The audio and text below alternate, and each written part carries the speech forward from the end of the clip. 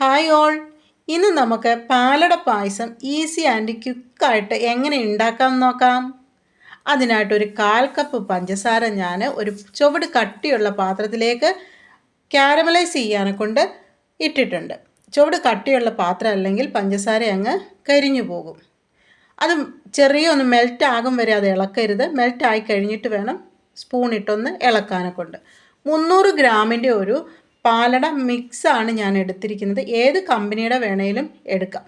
ഇപ്പം നമ്മുടെ പഞ്ചസാരയൊക്കെ മെൽറ്റായി ഞാനത് പായസം ഉണ്ടാക്കുന്ന പാത്രത്തിലേക്ക് ഒഴിച്ചു കൊടുത്തു. നിങ്ങൾ ചെയ്യുമ്പോൾ ഇങ്ങനെ ചെയ്യാതെ നമ്മൾ മെൽറ്റാക്കിയ പാത്രത്തിൽ തന്നെ കുറച്ച് ചെറിയ ചൂടുവെള്ളം ഒഴിച്ചിട്ട് അതിനെ ഒന്ന് ലയിപ്പിച്ച് ഇട്ട് വേണം ഈ പായസത്തിൻ്റെ പാത്രത്തിലോട്ട് ഒഴിക്കാൻ. ഇപ്പം ഞാൻ ചെയ്ത അബദ്ധം കണ്ടോ, അത് വെള്ളം ഒഴിക്കുമ്പോൾ കാരമലൈസ് ചെയ്തത് അതങ്ങ് സ്റ്റിക്കി ആയിട്ട് വരും. വീണ്ടും ചൂടാകുമ്പോൾ മാത്രമാണ് അതൊന്ന് അലിഞ്ഞു വരുന്നത്. ഇതിപ്പോൾ ഈ പാത്രത്തിൽ ആയപ്പം പാത്രത്തിൻ്റെ ചൂട് കുറവ് കൊണ്ട് അത് അലിഞ്ഞു വരാനെ കൊണ്ട് താമസം എടുക്കുന്നുണ്ട്.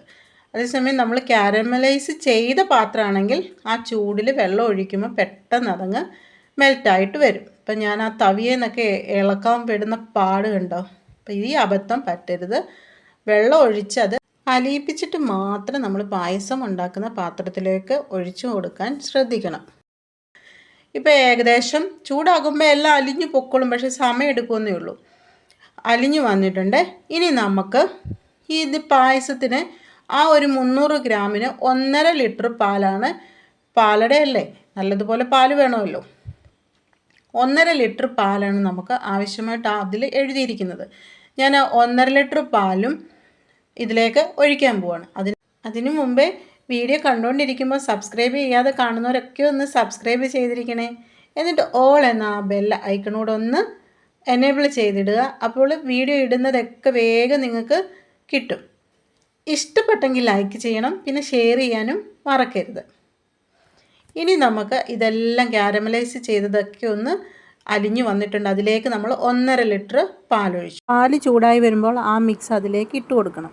കാരമലൈസ് ചെയ്ത് ഇതിനകത്ത് പാലട പായസത്തിൽ ഇടുന്നേ എന്തിനാണെന്ന് ചോദിച്ചു കഴിഞ്ഞാൽ, പാലട പായസം എപ്പോഴും ഒരു പിങ്ക് കളറിലാണ്, എല്ലാവർക്കും അറിയാം അല്ലേ.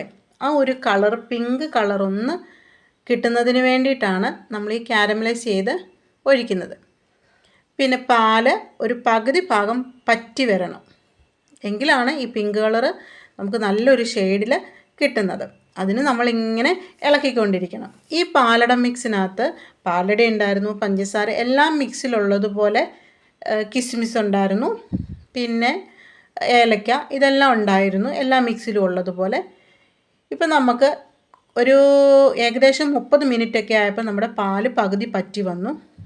എങ്കിലും നമ്മുടെ ഒരു ടേസ്റ്റിന് നമ്മുടെ കയ്യിൽ നിന്ന് കുറച്ച് പൊടിക്കൈകളോടൊക്കെ ഇട്ട് കൊടുക്കേണ്ടതുണ്ട്. അതിനായിട്ട് ഞാൻ കുറച്ച് ചുക്കുപൊടിയും കുറച്ച് ഏലക്കാപ്പൊടിയും കൂടി ഇട്ടു. പിന്നെ ഒരു ടേബിൾ സ്പൂൺ 1.5 ടേബിൾ സ്പൂണോളം നെയ്യ് ഇട്ട് കൊടുത്തു. ഏത് റെസിപ്പി ആണെങ്കിലും നമ്മൾ സ്വന്തമായിട്ട് നമ്മുടേതായിട്ടുള്ള കുറച്ച് കാര്യങ്ങളോട് ചെയ്യുമ്പോഴാണല്ലോ അത് ടേസ്റ്റാക്കി വരുന്നത്. പായസം നല്ലതുപോലെ തിക്കായി വന്നിട്ടുണ്ട്. ഇനി ഇരിക്കുന്തോറും തണുക്കുമ്പോൾ കുറച്ചുകൂടെ ഒന്ന് കുറുകി വരും. ഇപ്പോൾ തന്നെ നല്ലൊരു ഫ്ലേവറാണ് പായസത്തിൻ്റെ, ചുക്കിൻ്റെയും ആ ഏലക്കപ്പൊടിയുടെ എല്ലാം വരുന്നത്. അപ്പോൾ ശരി, ഇത്രയേ ഉള്ളൂ. അടുത്തൊരു വീഡിയോ കാണുമ്പോൾ എല്ലാവർക്കും നന്ദി.